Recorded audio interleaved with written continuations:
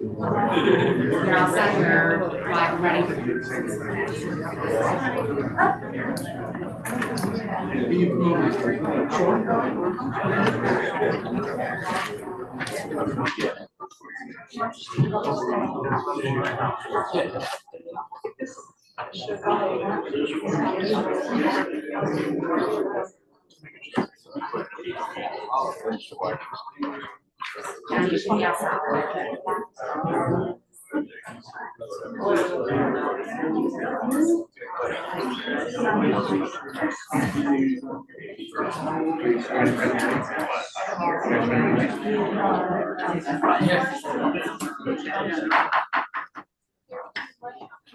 Mike's already on. He's on there.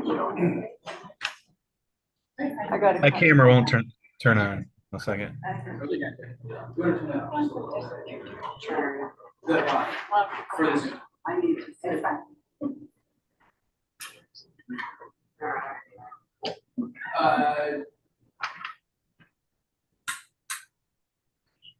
Mike, can you just say something so we can see how loud you are? Yes, I can hear you guys good. Hi.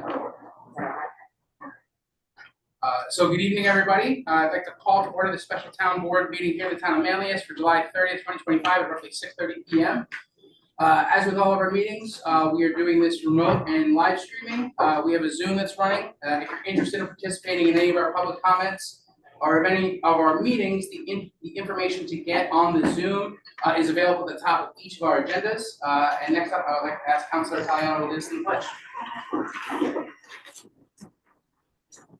To the flag of the United States of America and to the republic for which it stands, one nation, under God, indivisible, with liberty and justice for all. Okay, so Jess, thank you everybody for being here. So when this meeting was originally planned, it was to consider a bond resolution that would have placed a decision before the town at the next general election as to whether or not to move forward with a bond to build a new town facility inclusive of a police department, the town hall services, as well as a new court building. And so in the interim, I've had some conversations with our board members, with members of the public. We have therefore tabled that bond resolution indefinitely. And so what we wanted to do was, given the amount of feedback we've had and the subject of that feedback, we wanted to take an opportunity to use this meeting as an opportunity to kind of bring everybody up to speed. As I'm sure everybody who doesn't have a chair right now understands, our facilities have some limitations. You know, when we have a meeting like this, no one called fire marshal. I don't know if we're in compliance here. We are probably not allowed to have this many people in the room to have this discussion. So just kind of jumping off from there, what we would like to do is I'm going to share a number of studies and reports that the town has had done in the past few years that'll kind of explain. We have a 2018 feasibility study. We were looking at a new facility then. Then we have a presentation we put together that highlights a little bit more of some of the conditions that our employees are dealing with and some of our residents are dealing with. Then we'll move through quickly a building assessment study that was looking at possible renovations to this specific building that would allow us to expand the court so that we are in compliance with New York State law, as well as to both reorganize and add space for the additional staff that have been hired in recent years. Then we're going to move through the programming report that VIP Architecture did for us with consideration of the new facility. And then I'm just going to bring up the proposed site plan for that new facility that we were looking at putting over by the Y. And then from there, I'm going to kick it over to the town board. They can't. I don't think we can block the exit like that. Yeah, let's. Yeah, we've got it. Cool. You need to provide a whole other row of seats for you. Yeah, there are more chairs. You guys are good. We need to provide another row of seats for your audience. You pull We this don't have any more and you bring up chairs. shit like that. I'll say it right. That's bullshit. Are you gonna have time for people That's to when get you want to out? get lucky. Could perhaps, the people by the door, if you, there's room back here, if you'd like to. We're not trying to block anybody from coming in the room, please. What are you looking at, my new construction, the ESW? And I got a whole chair right here, if somebody needs to sit, please. So you can check those out. Okay, so I also asked, given our sound equipment, it's really important that we keep the cross chat to a minimum so that there is a good recording of this meeting and so that anybody participating remotely can hear the conversations. I just ask that you keep chatter to a minimum, and we will have, after some conversations, we will have an opportunity for anybody that's interested to come up to the podium and give us a public comment. So after I go through some of the materials we already have, I'm gonna kick it up over to the town board, because the goal of this meeting tonight is to bring everybody up to speed, and then because this resolution has been tabled, I have asked, specifically, Councilor Bollinger, but also the board at large, to start working on a plan similar to, the comprehensive plan. So that was, we spent like 2 years talking to folks, finding out what they're looking for. Ideally, it won't take 2 years, but the goal is to make it so that by the end of the meeting, the board has the information and what the public is looking for as far as that public outreach, that consideration of other options, all of these different things that at some point later this year, the board will be able to vote on and then begin executing that plan. So the goal of tonight is to hear questions about why the board has been looking for solutions to address our facility shortcomings, so that's gonna be part of the presentation. And like I said, then we're gonna move to some of the things we've looked at, and then we'll kick it over to the town board, and that, my hope is that after the town board kind of tells you guys where they're at, then we can start having that conversation about what exactly does everyone in this room feel is an adequate process to engage with the residents about what the issues we're facing, look at what our options are, and make sure that as we're moving forward, we're mindful that the facilities that we are considering right now, the police department over in the village of Manlius, as well as this building. For example, the police department has been a temporary facility for 40 years. They are running out of an old elementary school. They even have one of those teeny tiny little kindergartner potties there still. We do not own that, so we don't have full say over what happens there. And so, just as an example, back in 1999, I think 2005, there's been a number of opportunities where the administration at the time tried to look and see what is the right step forward, how do we invest in our police departments so they can provide the services we're looking for. And then as far as this building was built in the 60s, and then the extensions were added in the 80s. We are facing a lot of kind of just structural issues here. As you can see, we do not have a public meeting space that can fit what amounts to a tiny fraction of the public. So I'm gonna go through some of that stuff, and like I said, then I'll kick it over to the town board. And then after that presentation, we will have folks come up. The way that we've been doing it lately is having people in the first row raise hands, second row raise hands, and then we'll kind of go along the sides so that everybody who wants to speak gets an opportunity to speak. Okay. So I will share my screen.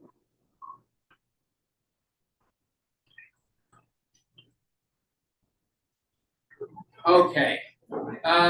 Mike, can I just get a thumbs up that the audio is okay, that you're hearing everything okay? Great. So this is the 2018 feasibility study. This was done by King & King and Miller Engineering.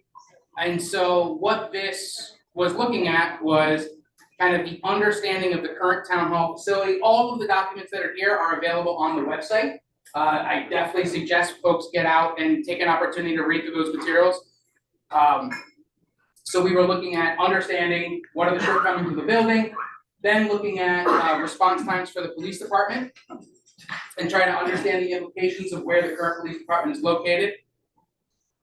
Then it was an assessment of the current facilities. And again, these are from 2018. So you can see there's storage containers due to lack of storage within the facility. So we hold a number of things in those storage containers. We've got kind of a patchwork of rooms. You can see here on the far right, the holding cell. There's actually a line on the floor, so the officers know that if you're standing behind that line, an average sized person will not be able to reach the bars and grab you. You can also see the conditions of our maintenance garage. Again, this is a lease that we have been working with on the Village of Manlius for 40 years. It had some renovations done 2020. And so, for example, that fence that's within the building, that's actually sectioning off our evidence room. The lockers are there for evidence processing, and that booking area here on the left, you can see that line, that safety line that our officers are very aware of when they have somebody in there. And you can kind of see the police department has done a tremendous amount of work to be able to still operate out of this facility 40 years later. The force has grown. Recently, we signed off on an expansion of the police department to meet the current staffing and service needs of the community. And so as we've added officers, we have not added any space, and we're running out of locker rooms, and there's some other conditions there. So then we have existing facility, the town hall here. So I'll move through this fairly quickly. Generally speaking, the layout is it's tough to deal with because of how town governance has changed since the building was built. There's some departments that have grown or shrunk, and so we're working pretty much every day to try and fit everybody as best we can. I think we're looking right now, this is at the clerk's office. So this is a shared space between the clerk's office and planning and development. And we are right within the next month or two, we'll have 10 employees working out of that office in that space. And then the court. The court is definitely one of the biggest concerns about this facility. Right now, we are out of compliance with New York State law. We simply don't have enough space to provide the required area that they dictate as a minimum for holding safe court proceedings.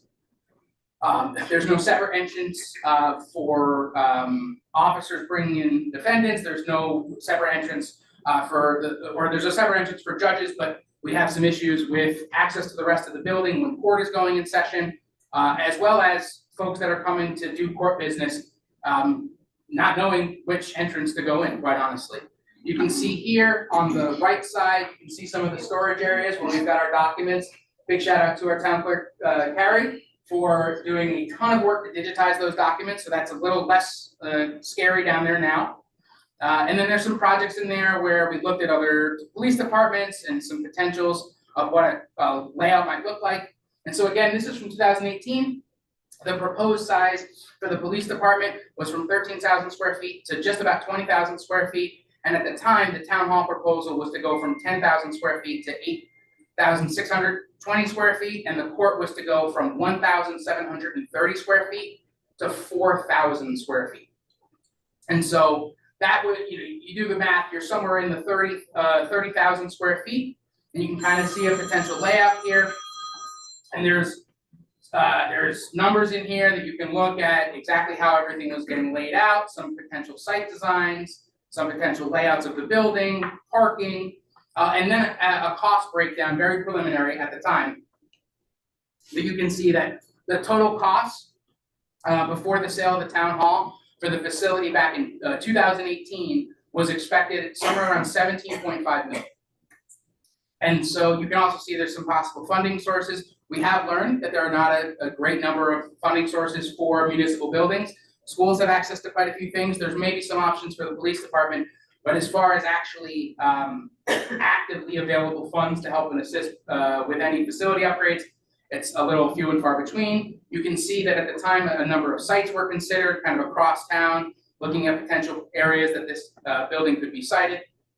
So I will move on. Next up, so this was kind of a summary of that feasibility study. So right now, some of the major concerns we're looking at, we are not an ADA compliant facility. We do not have an elevator. We regularly have folks that are entering on the wrong floor. And generally speaking, we have clerk staff or other staff running up and downs that, folks that are don't have the mobility needed to move up and down the stairs can still get the services they need, even though we lack a facility that really is welcoming to them. And so you can see here, talking about the inefficient layout. So major issues, utilities in the building are way out of date, they're expensive and difficult to maintain, not ADA compliant, the courtroom's out of compliance, boardroom is insufficient given the level of engagement for in-person meetings, and lacks a setup. As you can see, we're kind of working with temporary or movable furniture and movable equipment. And then the maintenance does become more and more challenging. We've got hot spots, we've got cold spots, we've got electric panels that don't work. And then also too, a focus on the courtroom so that we can get into compliance and keep everybody safe. A little bit more here, looking at the police department, again, some of these photos. And so again, a lot of questions about why we need to look at these facilities, and we've got a wealth of information on the website that explains that, and will be available to add context to that as we move forward. So then, one of the things that we did as we were beginning to consider the options on the table was we had VIP Architects do a renovation study. So this split it into two different things. One was just getting this building up to code, life safety issues addressed, so that our employees are safe and our residents are safe when they come to get the services. It also included a potential renovation and expansion of basically this part of the building. So court is right underneath us, and the general idea would have been to kick this building, or this part of the building out, to expand the court, give them separate access for defendants coming in, separate bathrooms so that they're not, the access to the town hall isn't there the rest of the time. And then also to allow the town to expand some of our offices over here to make room for some more space for employees to work. So this one, this was a really intense study. It took a look at the site, trying to figure out the best way to maximize the space we have. The one thing about the renovation study is that it does not address the needs of the police department. So we were looking at specifically just the current services that are delivered from this building.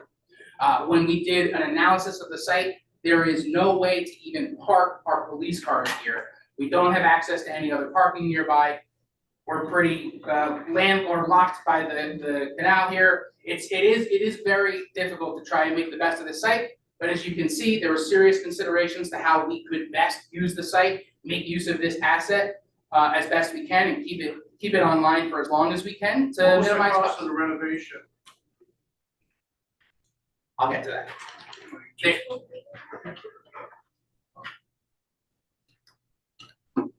So the renovation was 4 to 5 million, the addition was 5 to 7 million, and the total was 9 to 12 million. Obviously, these numbers are a little dated. We have seen the cost of building materials, labor, everything go up pretty significantly since even we did this study last year, I believe. And so again, that was the price tag between 9 and 12 million, and that was to solve this building's problem without considering the cost of building a new freestanding police department or working with the village to make major renovations to the existing site. So then we engaged again with the VIP Architects to take a look at what were the current needs. Again, we had a 2018 feasibility study that looked at the services we were providing, with the employees we were providing, with the technology that we had at our disposal at the time. This study, VIP worked between the renovation study and the new facility study. They worked with a number of department heads. They met with staff where they discussed what are the needs, met with command staff over at the PD to understand what are the major issues with that facility and what can we do moving forward to try and get to the facility that the employees felt was needed to best deliver the services. So you can see there's a programming study here with some very high level potential layouts, how things would be organized. And I think this is a document that, again, when we're asking what are the major concerns about the current facilities, this kind of shows how it could alternately be laid out so that we have security concerns addressed, and also too that we have a appropriate workspace for all of our employees. And again, one of the major draws of a brand new facility with everything in it is we go from maintaining this facility and leasing another facility to having one facility. Operationally, it puts the police department in the building, which means it's a much more secure and safe building. It allows for the police and court to have more coordination, also as well to bring in admin staff from the police department, which is on the other side of town from us, to make it a little bit more efficient to do a lot of the admin work that gets done on a day-to-day basis. You can kind of see a high-level layout. And so this was a potential site layout.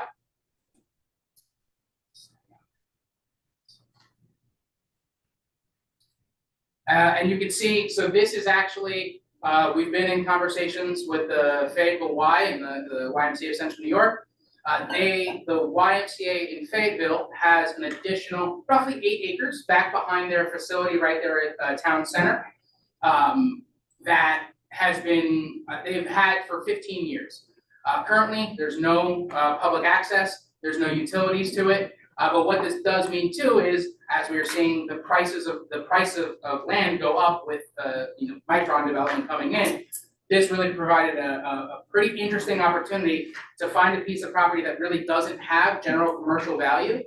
It would require dedicating a road or taking over a road from the medical center, running utilities and things like that. And the general idea of the layout was to give enough space for everybody so we can have our meetings. And again, have separate entrances, that way we can highlight security concerns. And then part of this was working with the Y to try and make sure that in the future, we'd be able to have athletic fields and other recreation spaces on the lower half of this site that the Y would have access to, but also the public would have access to. And the recreation department. And then, let's see, I think there's just, and then I will pull up.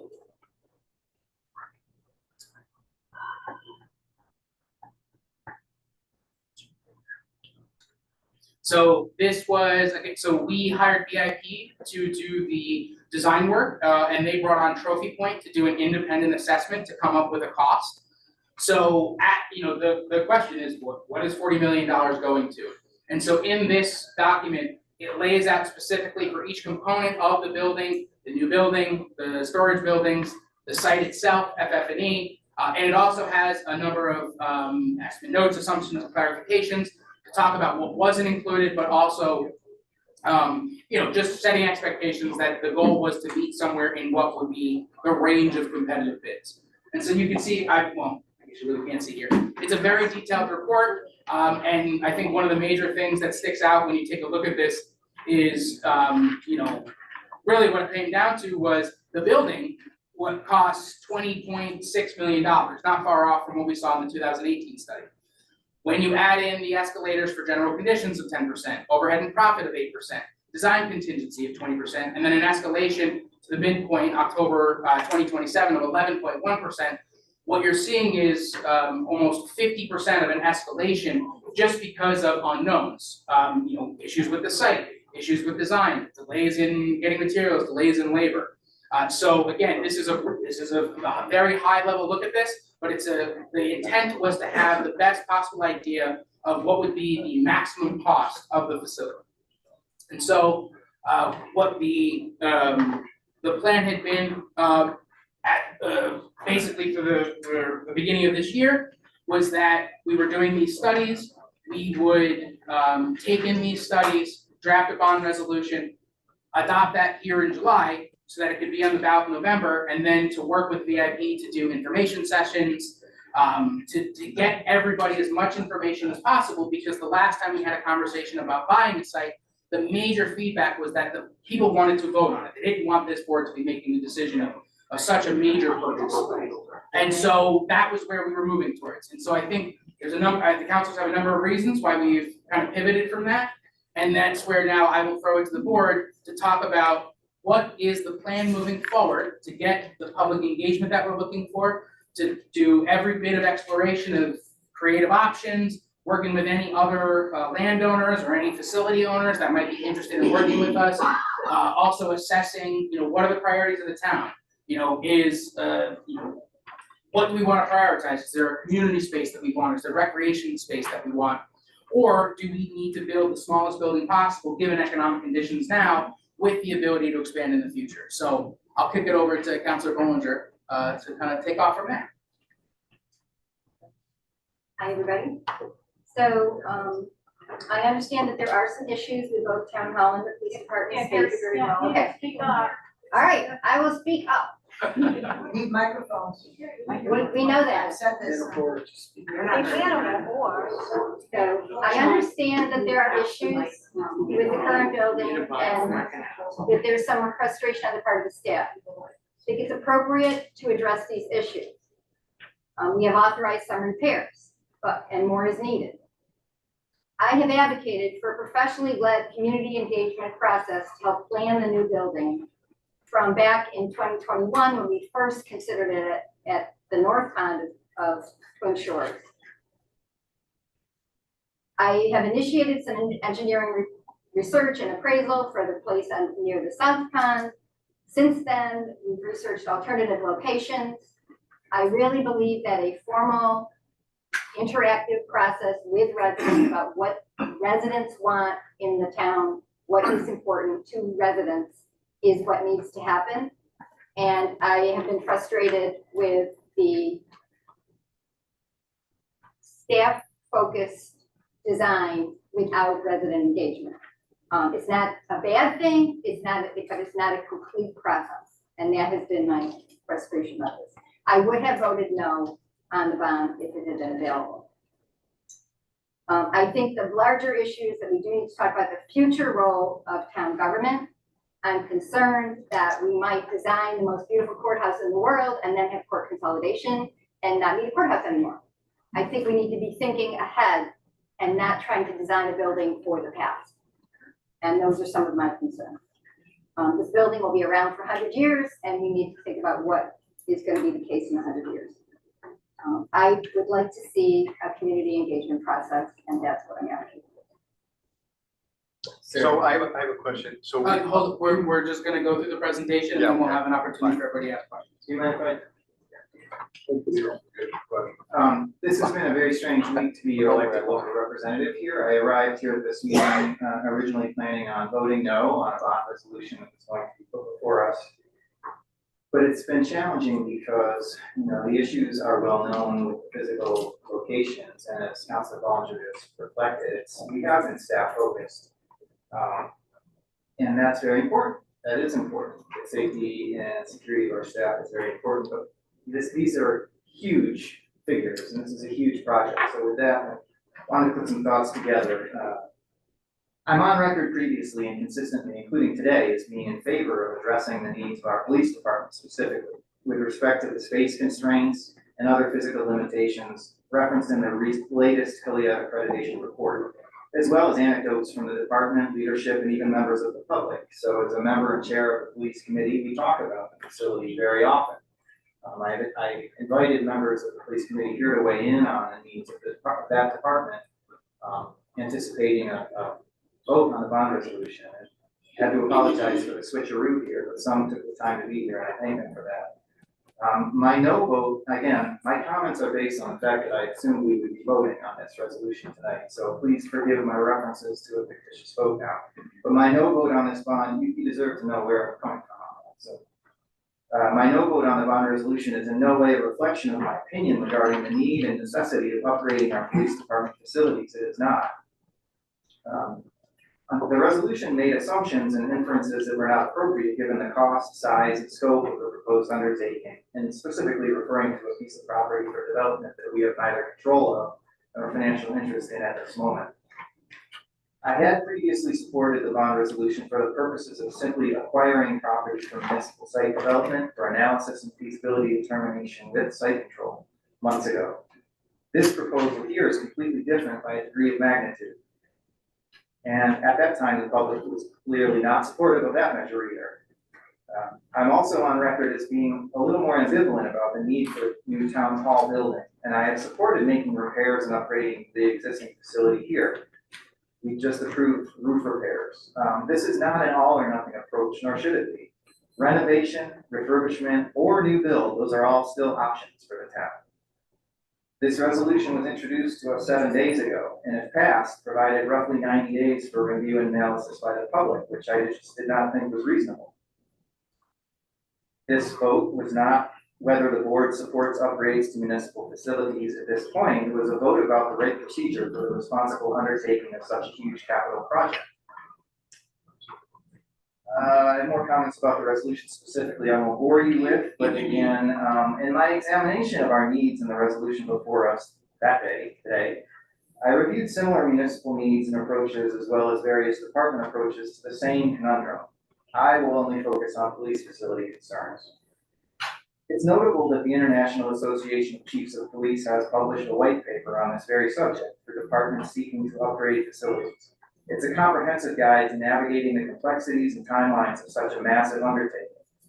I'm happy to say that we here in the town have gotten some of the steps correct, but we clearly missed or skipped others. This resolution would have been a giant leap over vital components of a realistic and reasonable plan. We have to get it right because this is far too important to let it slip away from us due to poor or inadequate planning. The city of Saratoga Springs just undertook a 30,000 square foot at 25 million police department upgrade on property they already own. The city of Williamsburg, Virginia, 43,400 square foot facility for police. They began planning it in 2016. In 2021, authorized the land purchase, and in 2022, authorized the design and build following a competitive process. And in 2023, awarded a contract and began construction. But by far the most relevant comparable case, in my view, comes from Salem, New Hampshire, a town of 33,283, where Manlius here has 33,712 last count.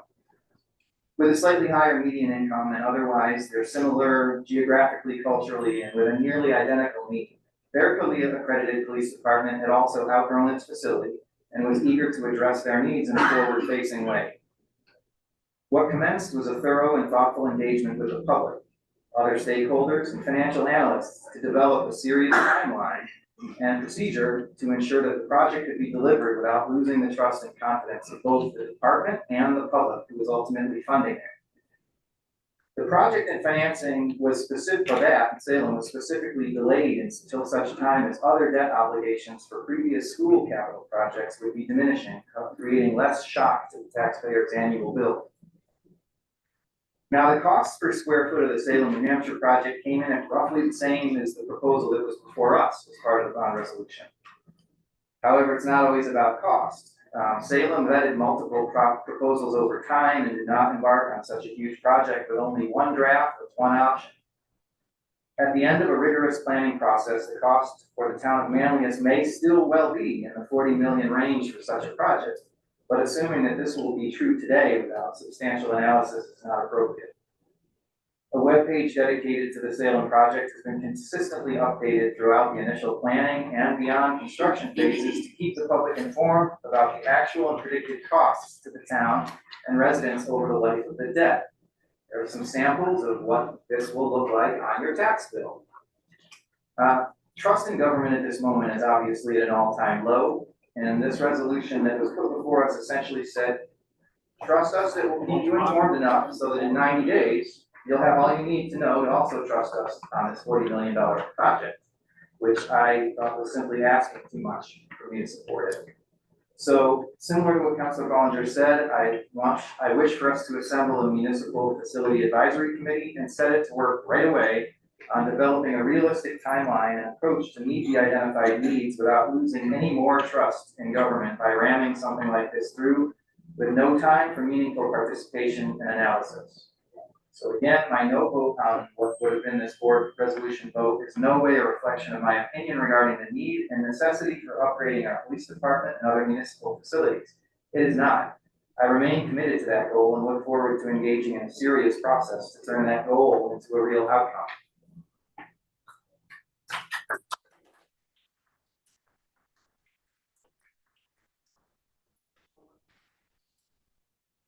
So my comments relate to the approach, considerations for the cost, and still addressing the issues at hand. This is the second time that the public has come to us upset about the proposal because they have felt uninformed and have not received sufficient information. That's not okay. It's a little bit like the reaction to the aquarium and it's about half the sticker price. So I feel that a very thoughtful approach needs to happen. I was able to get information that the average household with a $300,000 home would pay about $170 more per year. That's information that the public needs to know. And I have been met with some resistance to a collaborative approach. As a Maxwell alum, at my core is collaboration, communication, and public engagement. And I would like to see more of that as part of this process. The cost came in substantially higher than what was expected. For me, that's an opportunity to take a pause and say, okay, where do we go from here? We need to solve these problems, but do we have the best solution? The best solution needs to be on the ballot. And we haven't tapped into community expertise. There are several steps that have been taken over the years, but everything changes. And that can include the cost of this project. We're in a really volatile environment. One of the residents that emailed us referenced tariffs, dare I say the word, but materials are escalating.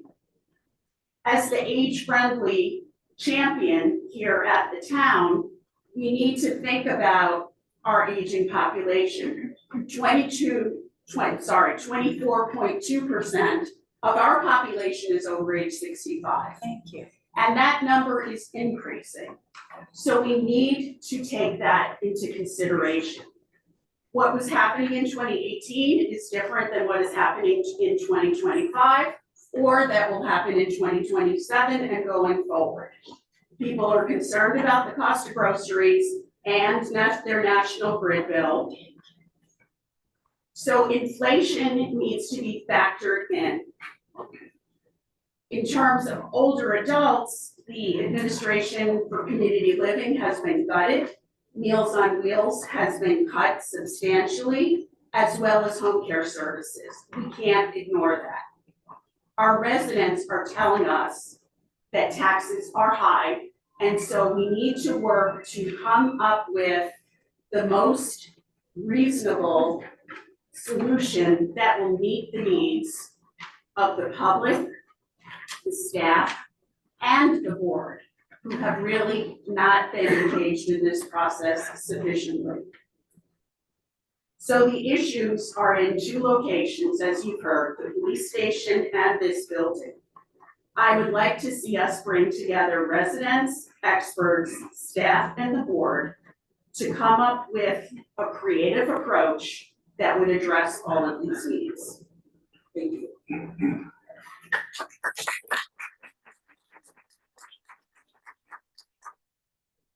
Hi, everyone. Thank you so much for coming. My name is Caitlin Griesel, and I am so pleased to see so many of you here this evening. It's nice to have the public at one of our meetings and being engaged in this process. I would like to speak openly and honestly tonight, and I'd like to preface this by saying I very rarely write what I'm going to say. So this is very rare for me to do, and I'm not as good at reading what I wrote as I am at speaking off the cuff, so please bear with me as I attempt to read what I've prepared here this evening. To my colleagues, all of our residents, both those who are here and who are not in attendance, and everyone who's been trying to make sense of what's been happening with the proposed new town and police station. Let me begin by saying this.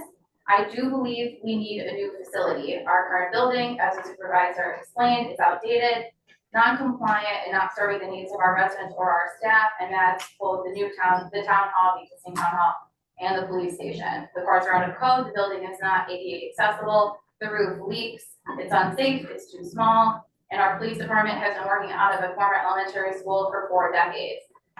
Everyone on this board agrees that we have to fix this, and we have heard from much of the public that they agree, particularly on the new police station, that this is unacceptable. But how we do that, how we go about spending tens of millions of dollars of public money matters. And the way this process has been handled has deeply shaken my confidence in the direction of this project. And this led to my intent to vote no on the resolution this evening. Back in January, the board had a conversation and we made a collective commitment to move forward thoughtfully. And we agreed that we needed a very comprehensive public process similarly to that of the comprehensive plan, which took 3 years to complete. We agreed to analyze our current facility, which we did, and I insisted upon that.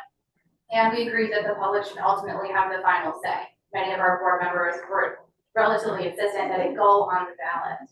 And I believed we were working as a team, and I was very confident at that time in the process and in the process that we were going to be engaging in to continue developing the new town hall and new police station. But then, since then, that process was derailed and the town board was left out of it. As the months passed, the board received few to no updates. There was, of course, no public engagement, as you're already aware. There was little to no outreach. There was no schedule, and one of the more important elements for me, we've never retained site control. The conversations with the Y had been going well, but we were not being briefed, and I've spoken with all of my colleagues. Many of them were very unaware of the details or completely unaware of the details of pursuing that property. In fact, I only recently discovered, and my colleagues confirmed, that none of us had been told that the YMCA has not been actively engaging with us for several weeks. We were unaware of that. We were also never given the results of the VIP study until after the last board meeting. So last Wednesday, when we voted to schedule this special meeting, we still hadn't even seen that report. The report was dated a month ago. That study, when we did receive it the next day, confirmed what many of us were afraid of, that the proposed facility was larger than the estimates of our needs analysis. And more expensive than we had anticipated, with a price tag of just under $40 million. Then last week during that board meeting, much like you and other members of the public, we were taken by surprise. Without advance notice, the supervisor announced that we would be putting this resolution on the agenda for a special meeting this evening. We had, this vote would have been to commit to a site we do not have site control of. This gave us no time to inform, engage, or educate the public without the VIP study and without having seen the resolution we would be voting on. When I raised my concerns on the lack of site control in the very quick timeline, as calmly and respectfully as I could, which I believe I was successful at, I was publicly dismissed. My concerns were called invalid. And after the meeting, I attempted to speak privately with the supervisor in hopes of finding a constructive path forward. What happened in that conversation was troubling, and I won't get into the details here, but I will say that we should be working together in a spirit of collaboration and respect, and that did not occur. There is a line and it was crossed. What we model here, how we treat each other matters. If we want the public to trust us, they need to see that we trust and respect one another, and that did not happen last week. The fact is, this board never received the information it needed to make an informed decision, and I, along with several of my colleagues, are very frustrated by that fact. We were asked to vote on a multi-million-dollar plan to put in front of the public when some of the most basic facts, including property control, public outreach, and the financial implications, were either unknown or unclear. Perhaps most concerning, the resolution we were being asked to vote on, that we were being asked to consider, would have given full control of the project to the supervisor without the requirement that he return to the board for future approvals, which I was deeply uncomfortable with. I want to be clear to everyone, the project is not dead. And the way that it was being pushed forward is, we are not abandoning the need of the police department, and any implication otherwise is not correct. We are pressing pause so that we can reset and do this right. To suggest otherwise, as was posted on the town website this afternoon, is not true.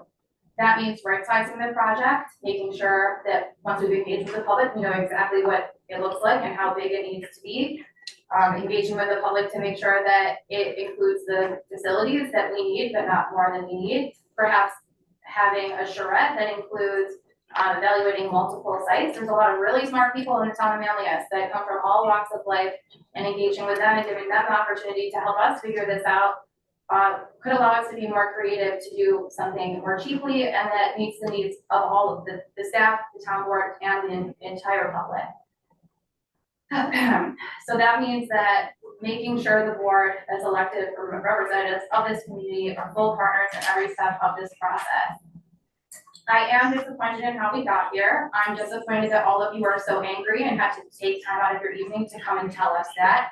I am angry as well. I'm disappointed in how I've personally been treated. But I do know this, the people of the town of Manlius, the employees that work here, we deserve, all of us as members of the public, a facility that we can be proud of, a government that you have full confidence in. And I believe tonight is the first step towards making all of that possible. So thank you very much.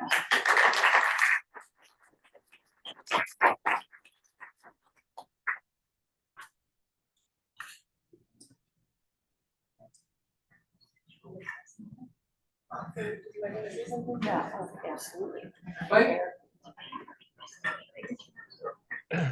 Yeah, I'll give a little bit of my perspective. So I will say my colleagues are humble, but I'm going to take the opportunity to tell all of you that once we were advised that there would be a call for a special meeting,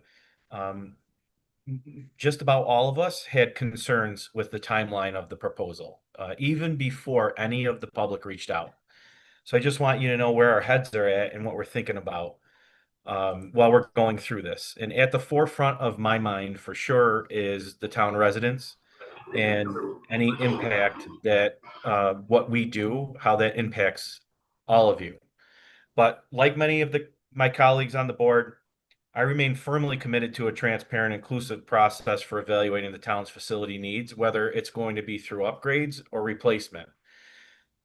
This process should include the creation of a committee made up of employees, town residents, and professional experts to assess needs and develop informed recommendations. The goal must be to arrive at a plan that's fiscally responsible, practical, and it serves the best interest of this community. If it's ultimately determined that building new facilities is the most appropriate path forward, I believe a very suitable, convenient, and cost-effective location has already been identified, and I think that is the site at the Y. But as one of my colleagues has stated, we're just found out that those talks have broken down or stalled. I still don't know the details. But it is an interesting site that seems that it would serve the town well. We, the counselors, are united in our belief that our employees, your employees, the people that serve you when you need town services, deserve meaningful facility improvements, whether through substantial renovations or the construction of a new building. Personally, I strongly support the construction of a new facility. The current building and the police department facility have been outgrown over the past 40 years. And I have not hesitated to express my view that previous administrations failed to adequately address that growing need. Regardless of the outcome, all options must be thoroughly explored, and all relevant information should continue to be made publicly accessible, as it's been to date through the town's document center under the new building section.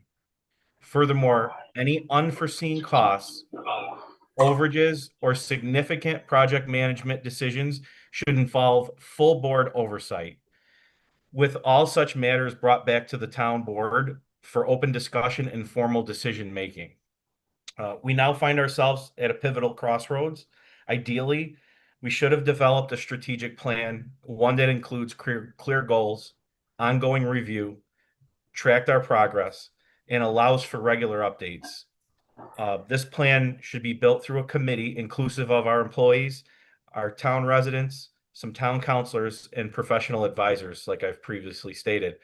It's time for us to regroup and to move forward with a renewed focus. Specifically, I think what we need to do to move forward with this plan is to create that committee, create a comprehensive strategic plan, appoint a diverse and inclusive committee, define a clear, realistic timeline, and ensure that our efforts culminate in a proposal for the 2026 ballot, one we can confidently support, knowing it reflects a transparent, collaborative, and well-structured process. As part of this effort, we should solicit needs assessments from each of our departments and that will inform the design of the new facility. So we truly will know what our needs are based on feedback from the community and feedback from the growing departments or the departments who have grown over the last 40 years. These assessments should be reviewed by the committee, and they should look for opportunities to provide feedback. They should refine it, and we should have an alignment across departments, comes back to the board, and they put together an organized presentation to present to the greater community. In the interim, what really needs to happen, and it's our responsibility as a board, is to engage with our department heads and gather a comprehensive list of immediate needs, because you've heard a lot from us about the failing infrastructure and the problems in the building. It's in the current facilities. So we need to address those regardless of whether we do a great renovation in addition to this building or we build something new, because there are humans that are working on your behalf every day in this building. So that process will help us triage the most pressing concerns, develop actionable short-term solutions, and ensure that our employees remain safe, supportive, and productive while we work toward a permanent long-term solution. And it also is going to keep you safe when you come to town hall and you come to utilize the services or make a payment or get a passport or a tag for your dog. But I thank you all for being dedicated, to the town in which you live and being engaged and joining us tonight. And I thank my colleagues for sharing all of their thoughts as well. Okay, so,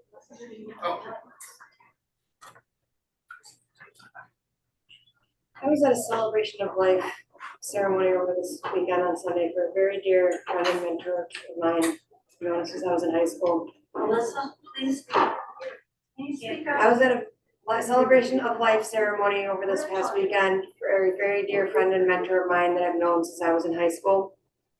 And when we had the special election on the wards in 2023, I remember him calling me up and complaining about how long the lines were and how he was frustrated that we were even having to have that vote. And I said to him, I was like, but Rob, you signed the petition to force this election even. What are you talking about? Why are you frustrated? And he said to me, I know, but anytime there is a chance for something to go in front of the public to vote on it, I'm going to give them that opportunity, regardless of what it is, whether I believe in it or not. If people have a chance to vote yes or no for it, they should have that opportunity. Now, whether I might be being a little nostalgic for my friend who's passed away or not, I believe that too. Whenever there's a chance for the residents to have a say in something, I want them to have that say. Granted, we're not having that vote tonight, but that's what the purpose of the special meeting tonight was supposed to be for. I know you know what I'm talking about. Over there, I see you smiling.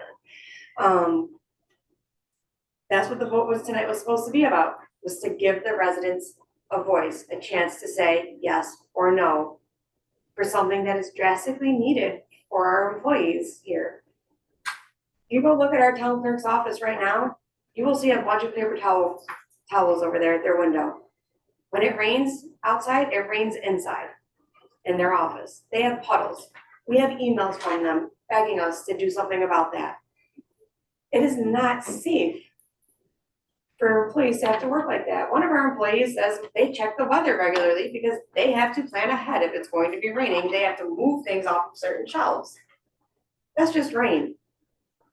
Never mind everything else, never mind all the other safety issues and other things that we can't discuss because it exposes them even more. To receive emails from many residents saying that they have never heard anything about this is very disheartening as well. Because we have spoken about this new facilities for the police department and for town hall for years. Since 2022, since I've been on the board, at every single door I had knocked on while campaigning. And we have studies, as you've seen, from 2018, 2017, before any of us were on the board. So it was very disheartening to hear that this is the first time anyone's heard about it, and we're trying to ram it down throats. When simply all we were trying to do is ask yes or no, do you want us to do this? Do you not want us to do this? I hear what everyone else is saying here, and we clearly heard what you guys were saying too. So we changed, we pivoted again. Just like we pivoted when we heard you guys say that you didn't want us to purchase the land on North Burdick Street a few months ago, almost a year ago now, a year ago now. We hear you, we serve you, we work for you. But our employees also work for us too, in a way, as well as for you. And it was so hard to go and tell them and apologize to them, to say sorry again. You have to continue working in these conditions. Can't you caulk the windows if they leak? My gosh, Sir. this is the stupidest thing I've ever heard. Put a towel out there till somebody caulks the thing.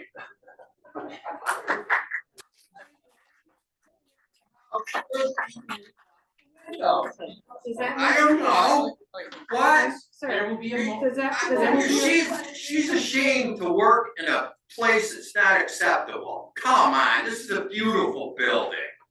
I will gladly take you on a tour, sir, and show you I all work the in a issues. farm. Sir, My wife gets up at Sir, 6 o'clock in the morning to pick sweet corn and pumpkins, so we can pay your salaries. You need to bring it down. Do you even know what our salaries are? Because they're not that They're much. way too much, I'll tell you, no, I'll sir. do it. Do you know what mine is? Sir, please, I'm trying to speak about how I'm feeling with all this stuff, and you're just It's trying to. crap the way you talk, like people are dying and they're safe here. What's unsafe? They're gonna fall on the floor? Get some decent shoes then. Do you feel better now saying all that? No, I got a lot more to say, you wanna hear it? Yes. Okay, so, I should. okay, so, Excuse me, can I say something, please? Who's We talking? we appreciate everybody coming and wanting to share their opinions with us. But just please follow decorum, and we have an open mic, open podium. And so there's other people watching from home. There's people watching on social media that live in the town that are following this very closely. If you could come to the podium, state your name, and please give the same respect back that we've given, the public in speaking and answering questions. We'd very much appreciate that. And then people would be able to hear you at home that are your neighbors, they're our neighbors, they're watching at home on Facebook, Zoom, and on the on YouTube, our YouTube channel. So if you could please come to the podium, state your name and talk into the microphone. I would just like to add also, just for a point of clarification, there have been some major security risks here where people entered the building and employees were in positions where they were genuinely not safe. So when we say safety, we mean there were very real threats that were made, public threats against town employees, and those are things that we will be focused on remediating in the meantime. I just wanted, as a point of clarification, when we say safety, there are very real concerns here. So just to clarify that. As a reminder, we all do live in the town as well. So anything that we do bond for or approve as purchases also affects our taxes too. I certainly don't want my taxes to go up any higher than they need to. $40 million was a big shock to us as well. I never want my taxes going up if we could help it. My assessment absolutely did go up. Yes, it did, sir. Twice? folks, It's we're gone up gonna have an several times. opportunity. The back and forth is just making it harder to get to that portion of the meeting. Well, we've Please. listened for quite a We've while. listened to you for an hour. There's a process. Clearly, the public wants me to stop speaking, so I will stop speaking now and allow the public to talk. Okay, sorry. We're gonna go around like this. Anybody out in the hallway would like to come up to the podium and make a comment? Okay, anyone further down? So I just have Could one you state simple your name question. first? Christopher McKee, I'm a resident here in Manlius. I just have one simple question. Obviously, from the board members' responses, it seems that you were left out. So I just have one question. Mr. Deere, do you and your wife still own a consulting company? Number two, is that consulting company been hired by any parties involved in the last 5 years? And number three, no matter what your answer is, would you be willing to open up your consulting company's books to a nonpartisan group to audit? So we do own a consulting company. Okay, It's a political consulting company that would have no relevant reason to be employed by the town. I'm not talking about the town, I'm talking about parties involved with this project. No, we haven't had any business since 2022. Okay, And we're actively discussing an ethics amendment to show financial disclosure forms for especially the elected officials. And when we have that in place, I'm gonna be happy to put my information on there. okay, is that gonna include your consulting firm? I'm gonna have to disclose it on my financial disclosure form, yes. Technically, no. But I'll believe it when I see it. Basically my question. Next up, Anybody in that phone? here in the hallway, anybody down here? Yeah, I'll see you. Richest guy in town's gonna My name is Carl Kreischer. I live in Kirkville, the town of Manlius. And I'm tired of my taxes going up every year. I'm fixed income, retired. I'm disabled.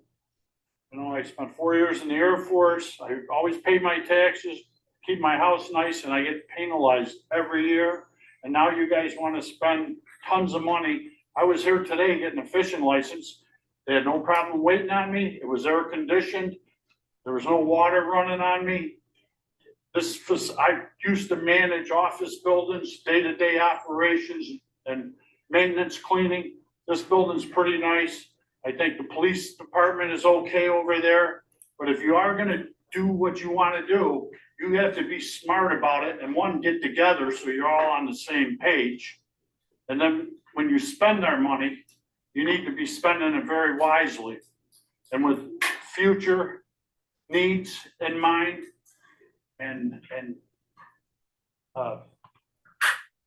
You guys, every year, you're just, all these people, their taxes all went up, I'm sure, everybody in here. Mine have gone up a ton, mine not as much as some of my neighbors, but still a lot. And I'm stressed by it. I'm ready to move out of this state in this town. If I could sell my house and move somewhere and do it without it costing me a small fortune, I'd be gone. Because it's getting to be BS every year around here. Our taxes assessment goes up because I mow my lawn, you know? I've been in my house for 33 years. I've lived in this town for 60 years. I've owned 3 homes and I get penalized every year. And you guys have to, it sounds like none of you guys know what's going on. The other guy doesn't know what the other guy is doing or thinking. Tonight we're hearing it. People don't seem very happy about this whole procedure, along with us. And that's, I will say, that's why the intent is to Yeah. get feedback on exactly what the town is, because the fundamental issue is we have some shortcomings in our facilities, and we're looking for public engagement of what questions want to be asked. Is there a survey that goes out? Like, how is it best for us to engage in the answers to these questions? And like that gentleman said over there, a couple of us in the hallway, the windows are leaking, you fix them. You pull the window out, you put new seals in, you caulk them, whatever. That's normal maintenance in New York because of winters, summers, the heat. That's something you do probably every 3-4 years. You don't do it just, oh, let's build a new building because my window's leaking. You know, I'm looking at your lights. You got good lights in here, the ceiling tiles, none of them are water stained. They didn't just replace them today, did they? Sir, You there talk about the are, roofs leaking. Let's not get into. I just want to clarify, Don't like get into what? the leaks aren't in It's my here. chance to No, speak. no, I was talking. Yeah, she was talking to me, not you. Oh. But I just wanted to clarify that, like, the water issue was crazy earlier this year. Anyway, we needed a roof and we are gonna move forward with that. Like, it's more than just caulking. Like, we've Right. been maintaining and fixing it and patching it for decades. Yeah. And it's become where it needs a major renovation. But I think the major costs that have made it seem to make more sense to build a new facility rather than upgrade this one are things like needing an elevator that we don't have. Like, if you're in a wheelchair and you're on this floor, you can't get to the first They floor. build an outside tower, cut a new door. You There's just, can put an elevator here without spending 40 million. I agree with you, but I'm just saying, it's not just the leaky windows, there's a whole litany, so I just wanted. So you fix them. That's what maintenance departments are for, so that their job is important, not just hanging out. They gotta come and do the maintenance. You know, like I take care of my house. When I have a window leak and I fix it. Well, it should be happening here or anything else. If it's not, then it sounds like the staff isn't doing their job, not you, the maintenance staff. Well, we'll continue to look at all the options and hopefully proceed with engaging the public to come up with more creative solutions. All right, that's all I got to say. Thank you.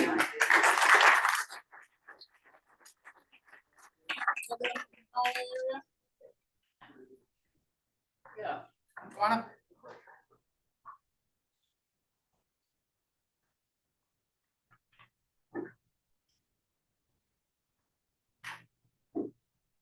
You'll forgive me, I have a bit of a tremor with my voice, so if you don't understand, back me up.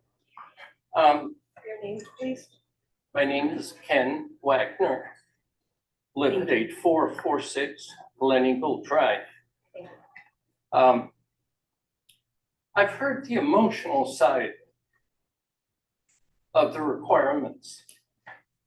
What are the quantifications that you have performed that says our police department underperforms?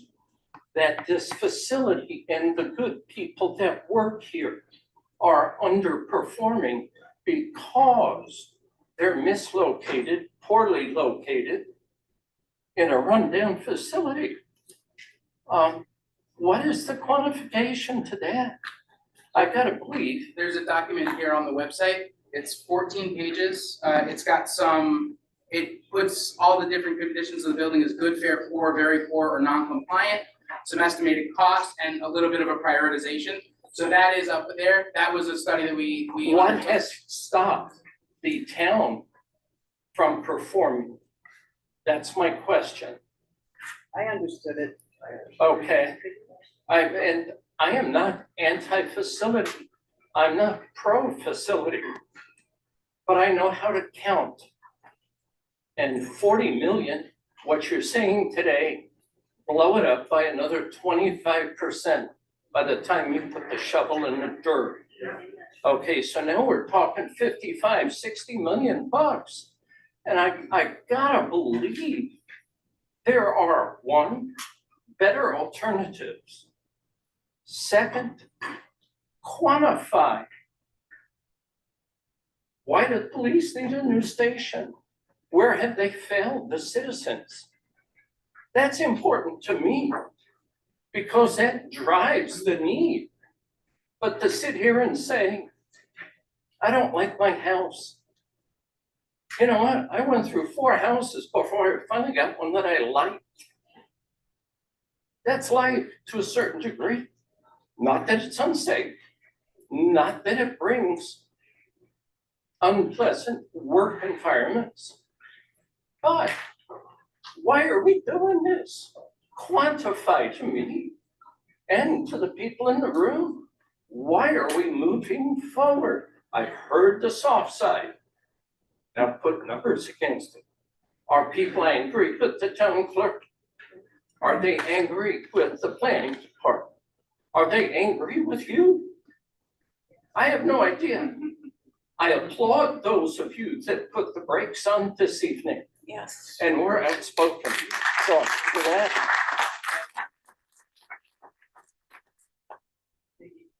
Mr. Wagner, just to address one of the things you stated, just in terms of quantifying the problem, so with respect to the police department only, this is a pretty routine portion of the CALEA accreditation ultimate report, which includes the fact that to the meat of your question, the department is performing impeccably.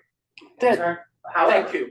The issues noted with the accreditation process are as follows. The police station is a 70-year-old converted elementary school that is inadequate for a now 44 full-time police number force.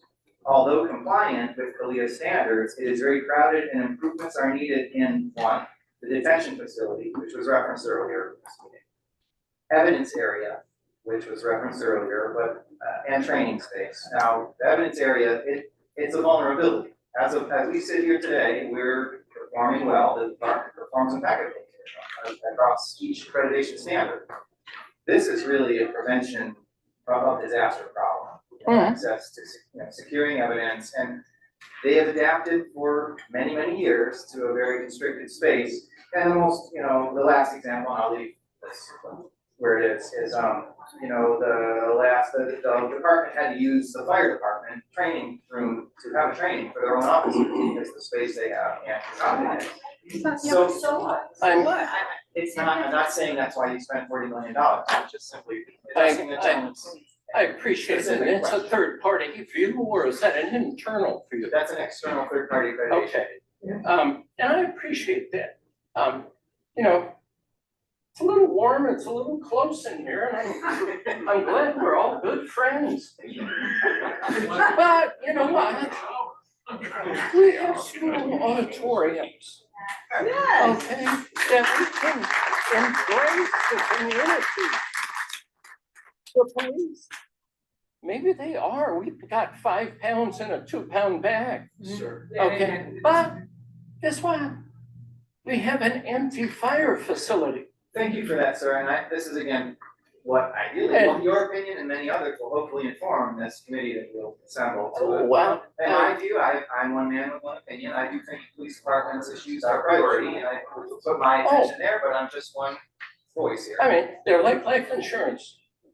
You hope you never have to use them. Well said. But, Thank you. thank you. Thank you.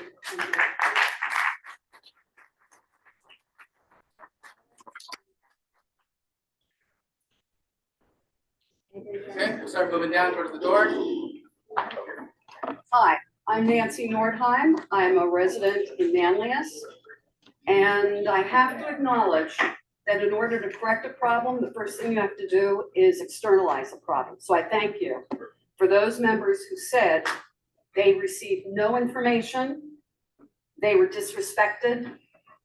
I am deeply disturbed that this is the group of people who are guiding our money, in essence, and they're not talking to each other. It's horrifying, but you acknowledged it, and what my expectation is, and I think for all of us, is what are you gonna do to correct it? And I don't want lip service, but a process that is gonna get you all to collaborate, to share, to respect each other, and externalize what that process is, because you're broken. You're very broken now. And strength comes in unity, but if you don't talk to each other, if you don't respect each other, then we're all broken as well. So I really would like to see that that happens. Secondly, to quote a report from 2018, if you don't read the papers or listen to social media or anything else, we are a completely different world, completely, and we are changing moment to moment.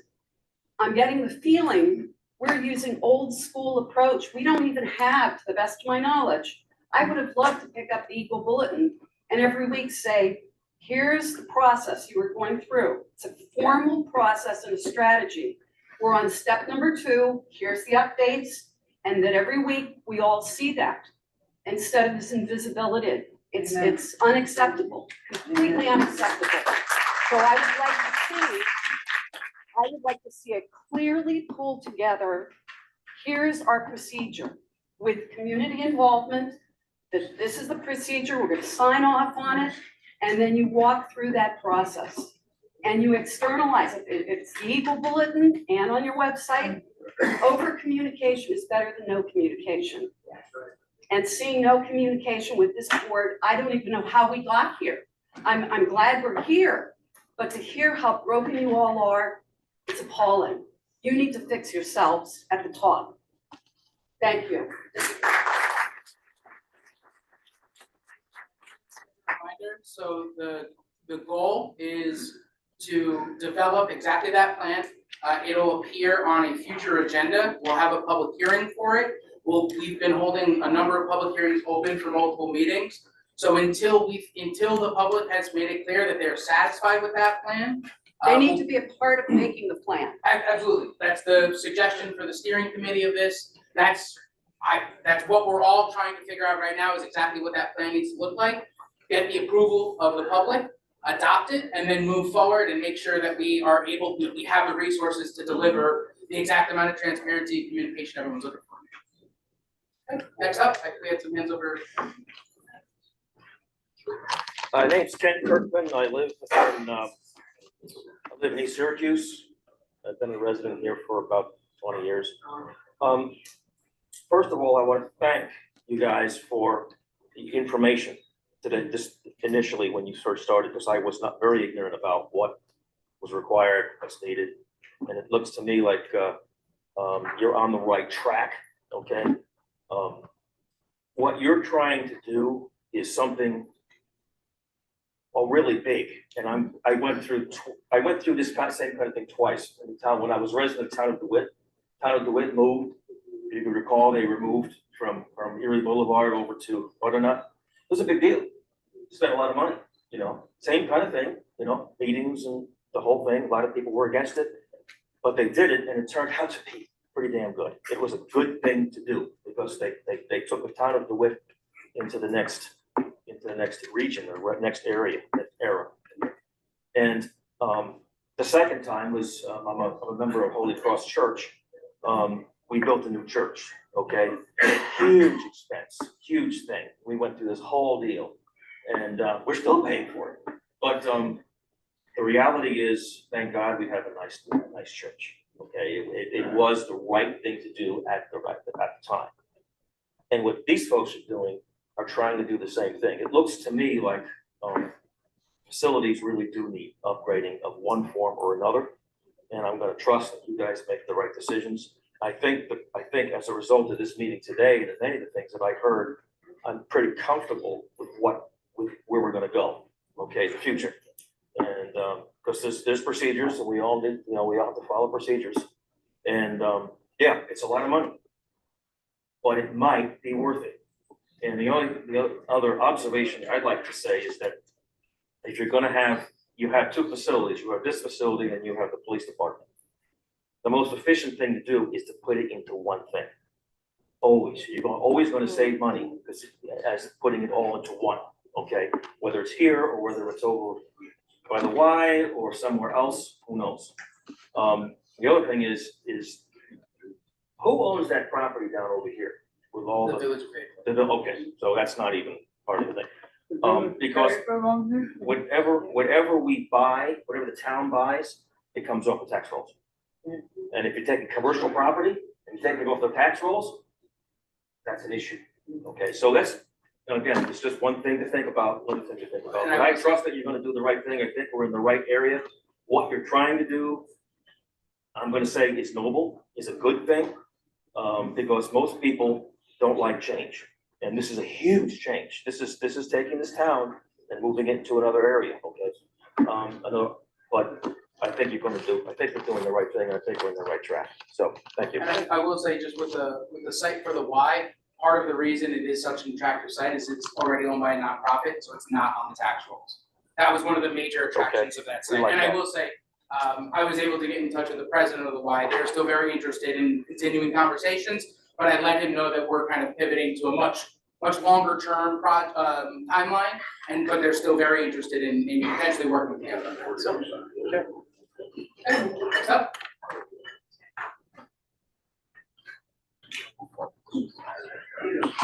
Hi, I'm Pat Allen, and I live in the village of Manoa.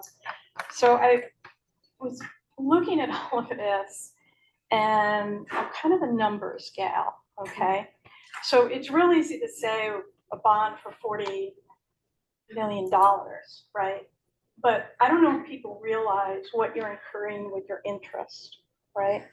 So if you add on the interest, right, let's say a coupon rate of 3.25, right, over a 10-year period, right, you're looking at a cost of $53 million. And that does not include any anticipated overruns, okay? Suppose you look at a coupon rate of 3%, right? You're now looking at $52 million, okay? So I would very much appreciate when you folks embark on your journey, I want to see a full picture of what the citizens are going to be incurring. I think it's very unfair to just throw out $40 million and we think, that's it. No, that's not it. That's a 10-year payment period. That's a hell of a lot of money. Hell of a lot of money, okay? So that is one particular item that I really wanted to make sure got put out on the table, right? And then a full cost picture, right? Project management costs, architecture costs, cost of furnishing, cost of contingency. I used to work at IBM, and so I've run multi-million-dollar projects, right? And when you don't have a full picture, when you don't have a good contingency plan, it's a nightmare, because every one of you who has ever done any kind of building knows overruns happen. It's just a fact of life, a fact of life. And all of that needs to be built in. That's all I have to say. Thank you.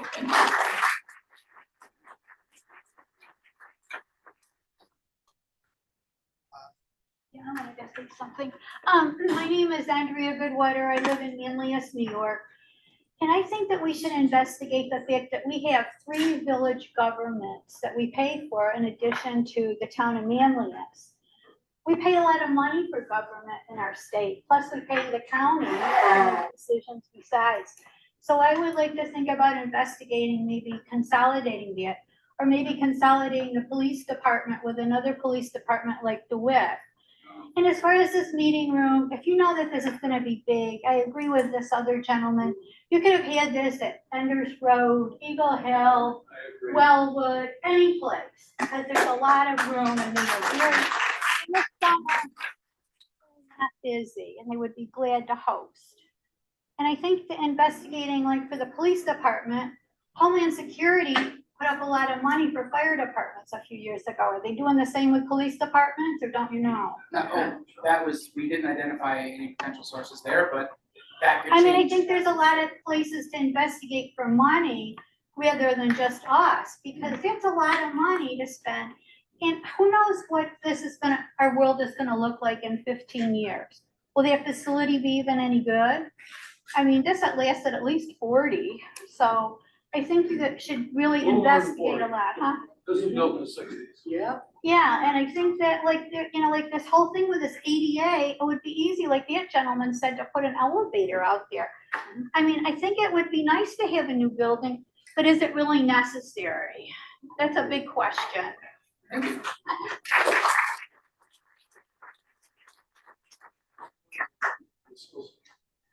I'll come up. My name's Bill Lane. I live in Kirkville, New York.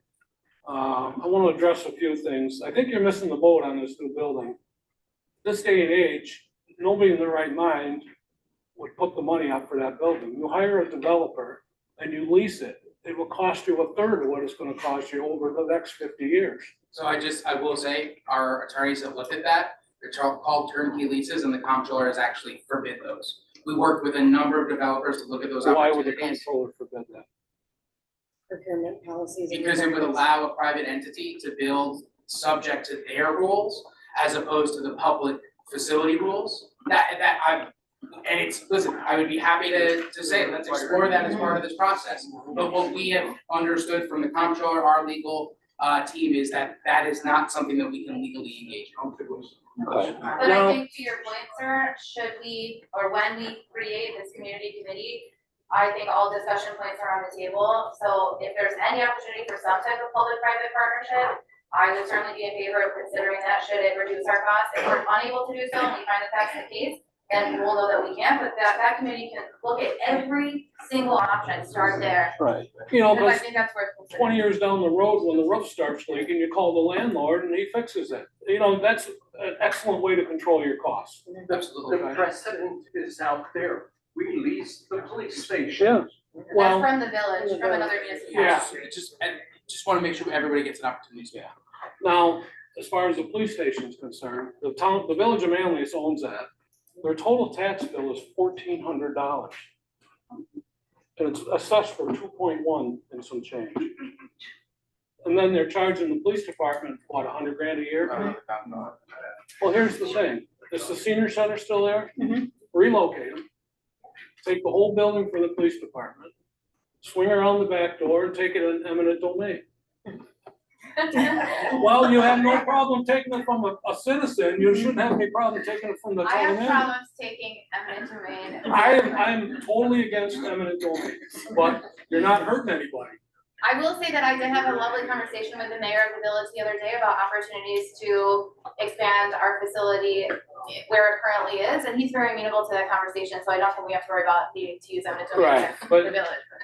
But those are the types of conversations that we will have in our Right. meeting, and I agree, I think that's a great idea to, maybe not, let's not just throw pushing into seniors now, but we can. Well, you can look at the relocate them, I'm not saying kick them to the curb, but Right. there's plenty of places they can The use. village has a ton of space in their village hall. It's Yes, they do. So that is an idea that I've been, having conversations about, just to see if there's political will for that or interest in it, and there was, so, but again, this idea is great, the other ideas have been great, and gosh, there's so many smart people, I think if we work together, we could come up with something really cool, so Yeah. I agree with you. Yeah, so, Can I also make the comment too, that if there are people in the room or people who are listening who have some expertise and want to stay engaged in I'll this actually give you my process- notebook, if you wanna write down, if you wanna be in this committee and you've spoken, please feel free to jot down your name, email address, and phone number. I'll just put it here, so I don't have to leave early.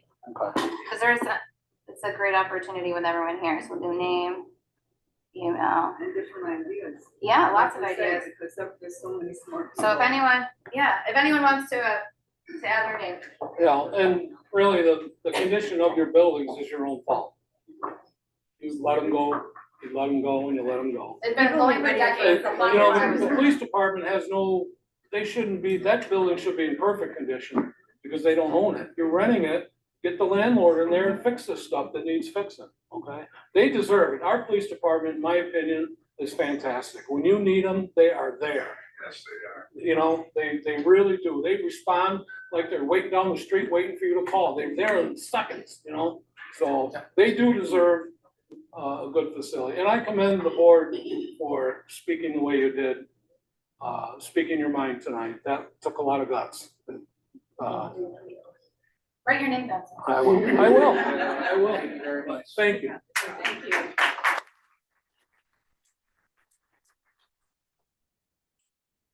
Okay, I wasn't gonna talk, but, Could you say your name? please? sorry, John Hamilton. Thank you. Sorry about your friend that passed away, but I disagree with you and I disagree with your friend, and I think that's an important point. We have a representative government in this country, and the reason we have that, rather than the old New England Town Hall, is that we trust our elected officials to act in our stead. We can't talk through all of the things that you rejected. Okay, put up on the website, everything you talked about, everything you rejected. People should be able to come up here and ask all sorts of questions, how about this, and have a representative say, we looked into that, we considered that. It sounds to me like we can't trust you right now, and I don't mean that the way it sounds. But the board clearly is not on the same page.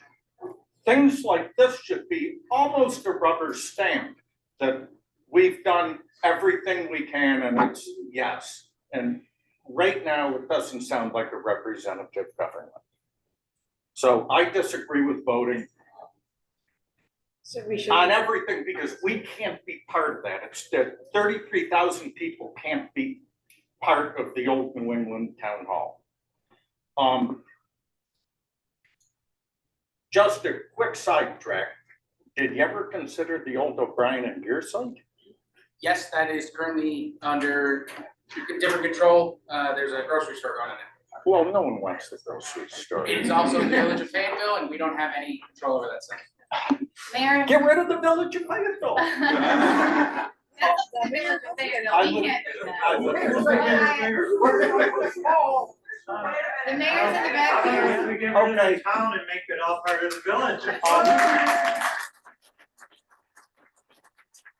So, but by the way, Seneca Falls did that, you know, they got rid of the They did, village. yeah. What would happen to this building here? So there have been just some initial conversations with the village of Fayetteville. Village of Fayetteville is very much looking for potential housing sites. And we've had a discussion about a potential senior housing facility that would go here in place of the town hall. Scale back, scale back to 40 million and put the police here. So they won't fit there. Okay. Thank you. Are we going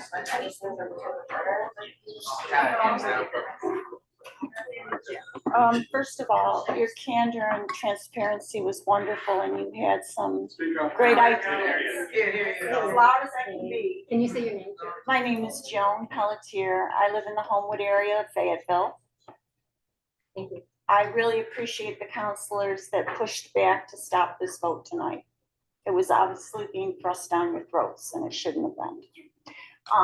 I am one of the quarter of the people of Manlius that is retired, disabled, living on Social Security.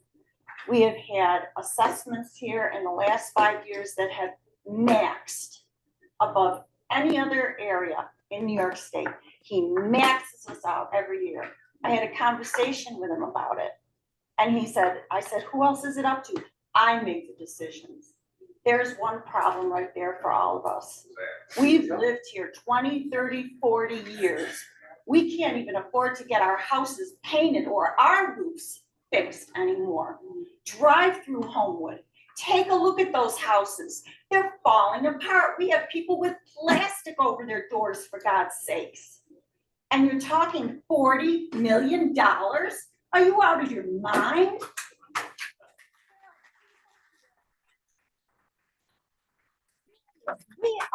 We are being pushed out of our community. You go for a ride through Homewood and some of these other areas. We are dying, literally.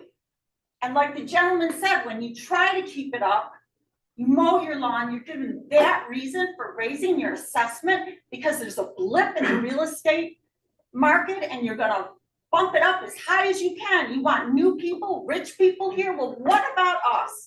We have been residents who have stood by this community our whole lives. And it's shameful that we're spending millions of dollars on a swimming pool for a team of 12, that we're putting in new Department of Transport garages, and now we're being talked about a $40 million residence. You have talented people in this community, talented, who can go to bat, who can come in, who can help you plan, help you build, give you supplies. None of that was even looked at. None of it. I'm livid. I'm absolutely livid. And to all of you who pushed back and said, no way, no vote tonight, so that we could come here again, thank you.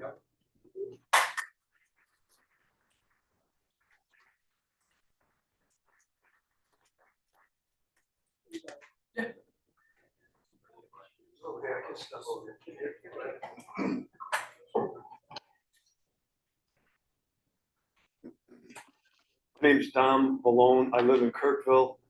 I'm retired blue collar. A lot of people out there are.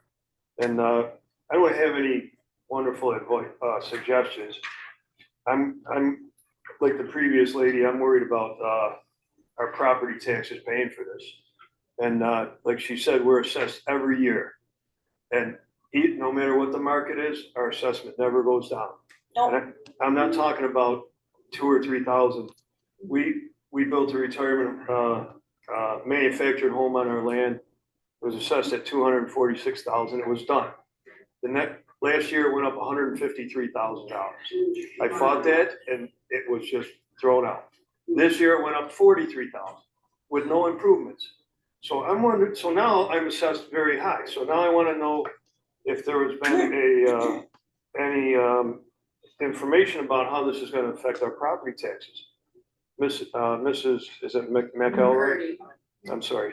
Said that it's going to, an average $300,000 house is going to, taxes will be raised about $178. Did you say that? Yes. I certainly don't think that's going to happen. I mean, if I'm assessed every year and the town needs money and I'm not getting bumped up $2,000 or $3,000, I just bumped up $196,000 in 2 years. What kind of guarantee are we going to have that you know, if this program goes through, that it's not gonna be, you know, the assessments are gonna continue to rise. Has that been looked into? Has anybody checked the assessor? So I will say, there has been a significant amount of research done by the town board and our legal team to try and better understand the New York State process for assessment. When we looked at it, it's very clear in the law. The board's responsibility is to appoint an assessor to a 6-year term. And then there is no other input from the town board that is in any way acceptable or legal to guide the assessment process. It is 100% on that assessor themselves. And we can't. That being said, the current assessor's term is up this year, and this board will be reappointing an assessor. We are going to be looking at all of our options and making a decision on that. Okay. But again, and I'd be happy to deliver some of the memos that we've been given by our legal team, but as far as legislative ability to affect assessment, there is no legal way for us to do that. But if I was to be cynical and the town needs if you need $40 million, you're not gonna look at our property assessments going up? So the assessment roll happens completely independently of the budget process. We, every year, generate a budget based off of the operational needs of the town. Then we essentially adopt that budget and then we calculate what everybody's taxes are based on the assessment roll. The board has no involvement in the assessment process, other than advocating for grievances and trying to bring as much information and education to folks as possible. What we control is the budget, similar to the schools. The schools write a budget and it is affected by the assessment, but at the end of the day, if people's taxes are going up, it's the assessment process is meant to say, what part of the pie do you own? And the governments that are writing budgets, we are not doing that considering the tax rate. We are doing it considering the operational needs. And that's where, again, so I'll use this as an opportunity. If you are not signed up to receive our agendas, go to the website. We can text them to you, we can email them to you. You will know everything we are doing. Everything that we do can be sent directly to your phone every 2 weeks. And the budget hearings are coming up, and every year we have, the whole budget for the town is put to the public. You can come and ask questions. There's a public hearing. Multiple public hearings every year. I've been at the town board since 2020. Almost no one comes. Some meetings, no one's there at all. So it's definitely, yes, we do have Craig here. He comes to all our meetings. But there is that opportunity for that feedback at that time. And I understand everyone's busy. Before I was elected, I didn't come either, so I get it. But there is that transparency there, and we would be happy to have you come and review the process, but to whoever it was that spoke, I can't remember who said the legislative government piece, I understand you elect us so that it's hands off and you trust us to be doing that work. So, but if you should wanna come, you're welcome to come, we'd be happy to have you come, and you can ask us all the questions, all the department heads come and present, so highway, police, codes, like recreation, everyone comes presents their budgets, you can find out quite literally as much as you want about the budget. But the 40 million, should it have gone to this vote and the vote had passed, whenever it was, we had to start making those bond payments, and it would have included the interest rate, and it likely would have included cost overruns without any additional grant funding opportunities, that absolutely would have been on the taxes. So it's something we as a board are, especially the ones that spoke out against it tonight, are extremely aware of how that was going to affect people's bottom lines, including my own. I'm a single mom, I have 2 kids, I couldn't afford a $40 million facility either. Could I ask how that $178 increase on a $300,000 assessed home, where did that come from? That was based on a hypothetical 300,000. This was done by a municipal insurance person that the board knows and contracts with, and it was based on a 20-year bond. And that would come out of our property taxes? So we're. If we had moved forward with that, that would be the amount that is estimated per year for an average resident. That's correct. Okay, I'll be looking for that. Thank you very much. Yeah, you're welcome.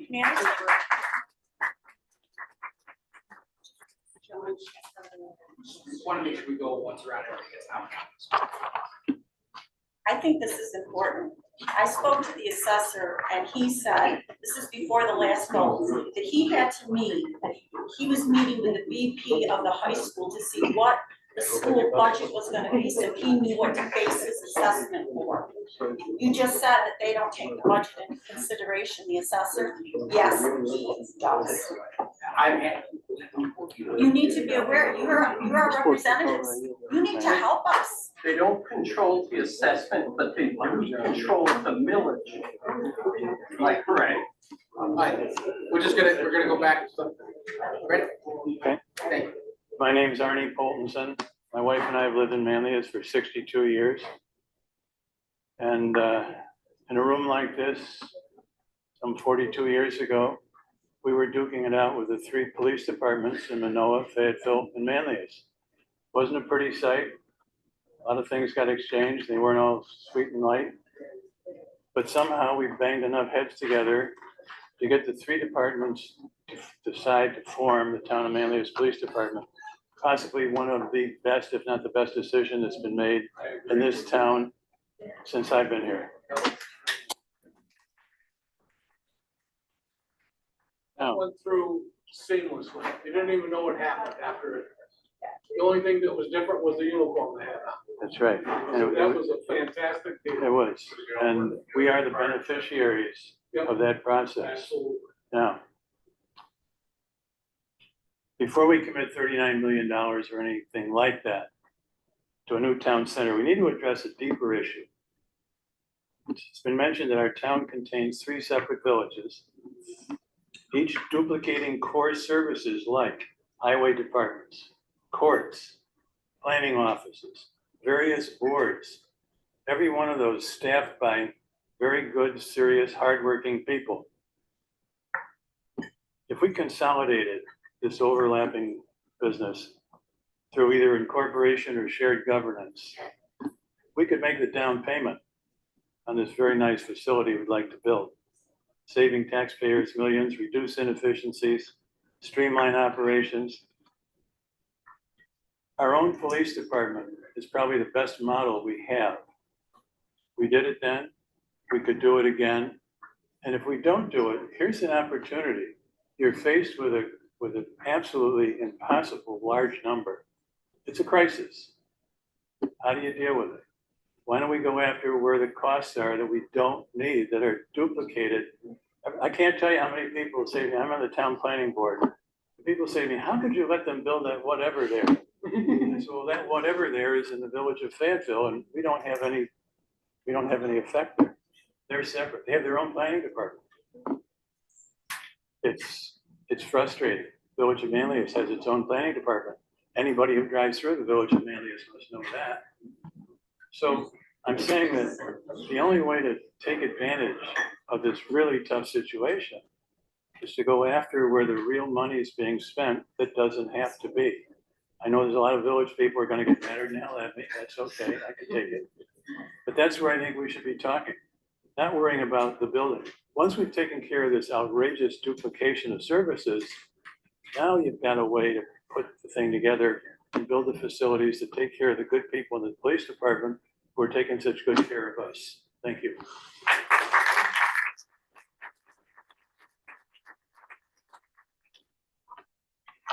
So I find it very interesting. Thank you to the board members. We're going to vote no. Can you say your name? Say your name, please. Bruce McLean, 5 Windridge, Fayetteville. The deal is, you're gonna ram this down our throat, Supervisor, and I don't appreciate it. I served in town government as well as village government.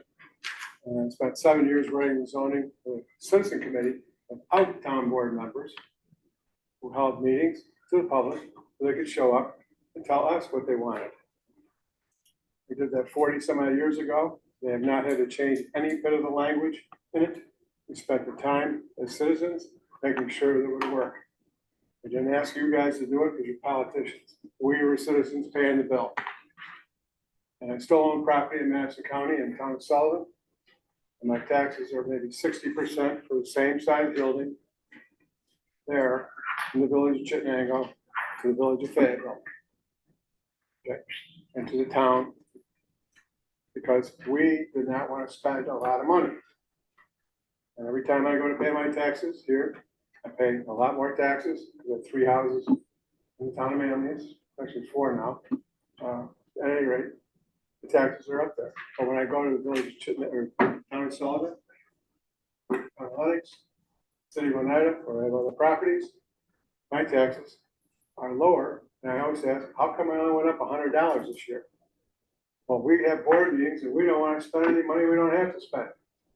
That's an attitude, which I think we need to have in the town of Manlius. And the fellow just talked, that's a great idea, right? Because everybody in the town and the villages would save some money, which would be a good thing. We need to start thinking that way. But we spent 7 years putting that plan together. This plan is a citizen group without your town board being involved in the meetings, could get all the answers we need financially. I've already heard people talking. They already have some financial information. And they can look at this and say, okay, is this worthwhile doing the way it's sort of being presented? And, okay, so we have a meeting and then we have other meetings. And we don't have it in this little facility here. It stinks. We got schools. We pay taxes to school. Right, when you raise my assessment $50,000 this year, right? Wow, I really like that. I don't really give a crap what the town's taxes are. Where am I gonna pay them? The school and the state of New York. That's the big money. So I've gone from 9 to 10,000 a year 3 years ago to 15 coming up. That's a whole lot of money. That's what everybody in here is gonna start paying. That's the rate we're gonna start paying. All right?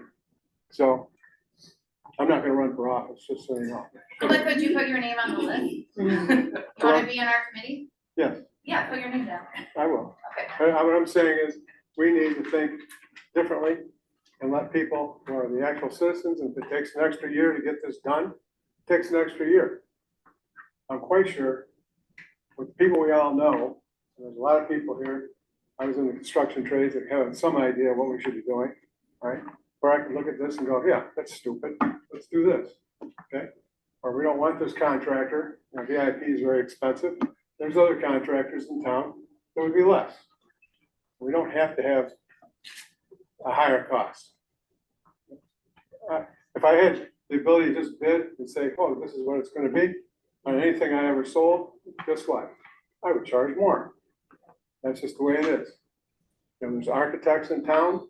I use Tom Pratt over here. He's an excellent architect. He could design this whole building. He probably only charges $5,000 thereabouts. We do, because we're a government entity, we do have procurement policies where we do have to go out to bid.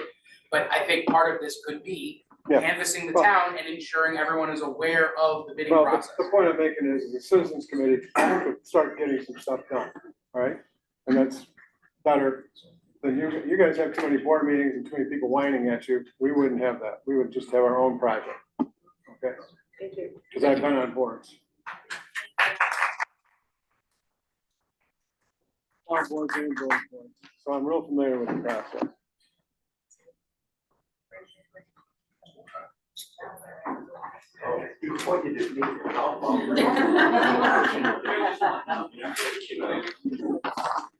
I had a prepared statement, but, all right, Cheryl Matt, Colin Ave, Fayetteville. I had a prepared statement, but after all, everybody's talked about, I'm not gonna reiterate, but a couple of things I still wanna say. And I'm gonna read from this so that it's short.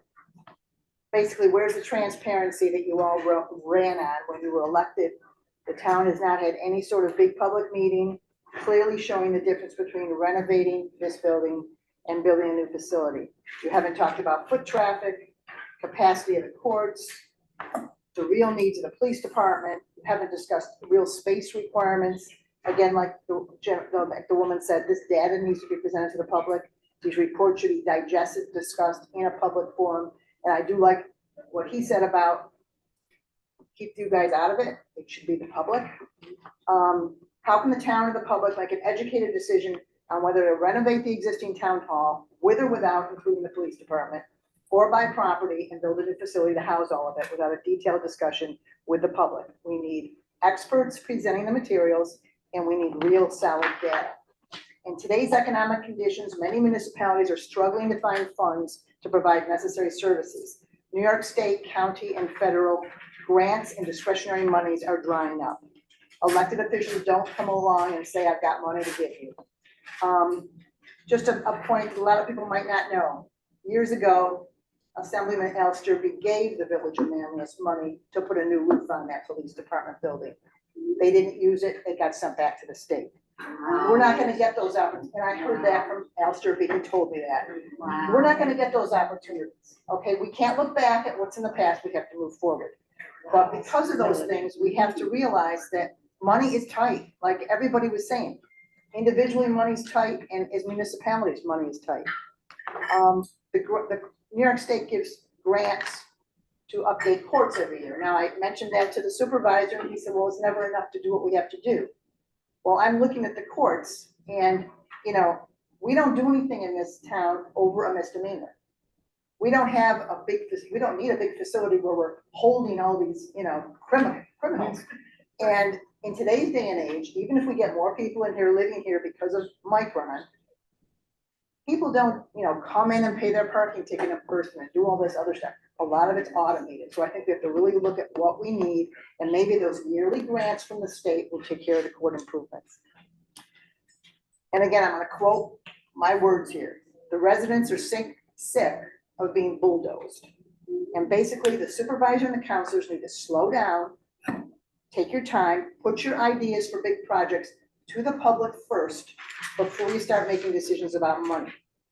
Get buy-in, get educated input. And again, like it's been said before, we have tons of talent in this community.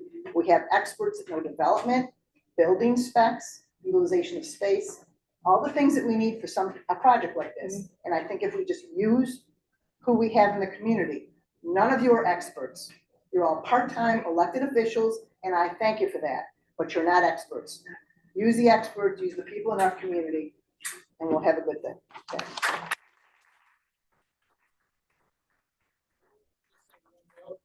The project manager that we were working with through VIP is a town resident. That was, doing the interviews, it was a consideration. My name is Craig Dutzak. Can you spell that? I occasionally attend meetings, like all of them. I'm speaking today to make some observations about the process and procedures regarding the choices before us, but not about the merit of the alternatives. And I'm writing this in part a response I made this morning to a posting in Next Door Neighbors that Chris McKee had made. So I'm going to read that, and then I'm going to add some additional things. My wife says I speak too loud. I'm not too late. I'm sorry. But you look just like her. Right. As a regular attendee at town board meetings, I can say that there has been discussion about the renovation to the existing town building and the need for police facilities as well as other town departments. However, the $40 million cost estimate for a new town building, which consolidates all departments in a single facility at the site behind the Fayetteville YMCA, is new. There has been discussion about a previous site located on Burdick, more or less opposite Coles, but that was rejected after community engagement pointed out the unsuitability of the site with problems associated with wetlands, in addition to other limitations. It's premature to propose a referendum on bonding $40 million before similar public input and discussion on this new site was proposed, which only became public last Friday. So I'm glad you pulled that back. The board was wise to pull the vote from the agenda. There are real needs for town facilities that need to be addressed. Public participation is needed, in addition to better communication from the town. Having said this, the public also needs to do its part in informing itself and engaging with our elected town officials. My extended comments are, a 5-day window is just totally inappropriate. You didn't even have that long. Information about the town facilities is available, has been available through meeting videos and minutes, but only if you look for them. Most people don't. The board needs to be sensitive to the fact that public awareness generally occurs when people see an issue as directly affecting themselves. So it comes as a surprise, if not a shock, to suddenly learn about a $40 million bond referendum being proposed. People readily see the cost, but they haven't seen other benefits from the expenditures. The board should approach this as it did developing the comprehensive plan, and I'm glad that some of the counselors have said this, because it develops awareness. Community input and participation develops awareness to the issues involved, to the choices that need to be made, and buy-in for the public for the decisions that emerge. Taking community members, stakeholders in the decision is a positive. The board should also consider additional means of communicating information to the public. While posting announcements on the town website is helpful, it is passive. It requires the initiative of the individual citizen to seek out information. Without being overtly partisan, I think the board should seek to inform local print media of events on an ongoing basis, seek interviews at broadcast media, I see they left, and perhaps invest in a community, or plural community, electronic boards, bulletin boards, to inform people on major events. I'll close by saying, paraphrase a quote from Abraham Lincoln. And this has to do with the process you seem to have been engaged in. When Lincoln and the cabinet were discussing the, oh my goodness, the Emancipation Proclamation, there was a discussion in which all of the cabinet members voted their objection to releasing it in January of 1863. Lincoln's response was, after the vote, the minority wins. It seems to be that was the process that guided how we got here today. That the minority decided that they were going to push this through without the involvement, participation, and response to the preferences of the entire board. And I think that is a poor process to guide further decisions. Thank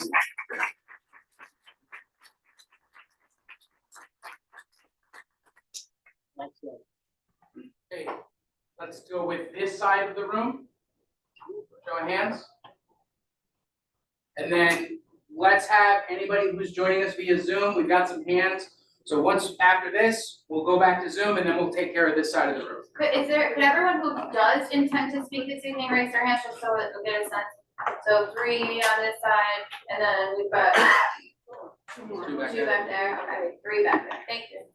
So I will say too, just looking at the time, we've got the folks that have, so we've got 5 folks in the room, we've got a couple folks here on Zoom.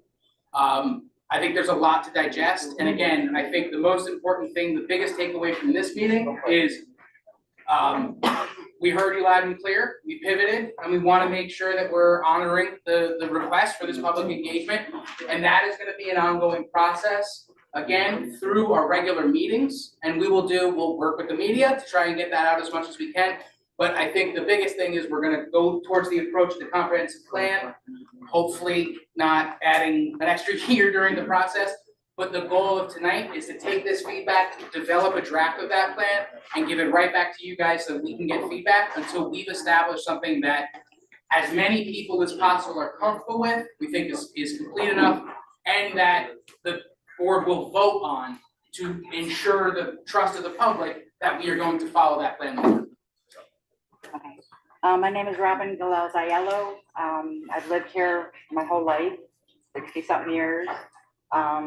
When I first saw this 2 days ago, I saw the 40,000 or 40 million, and you said in my head, why, okay, 40 million, that seems excessive, and I looked up how many people are in the town of Manlius, and I think there's 33, I think you said, I thought I saw 36.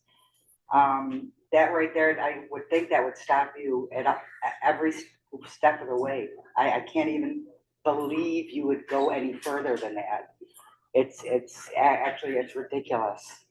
You know, you have to please think about that. I can't even believe we're here today because that is so ridiculous. This building is fine, like that man said, you know, fix it. I live in a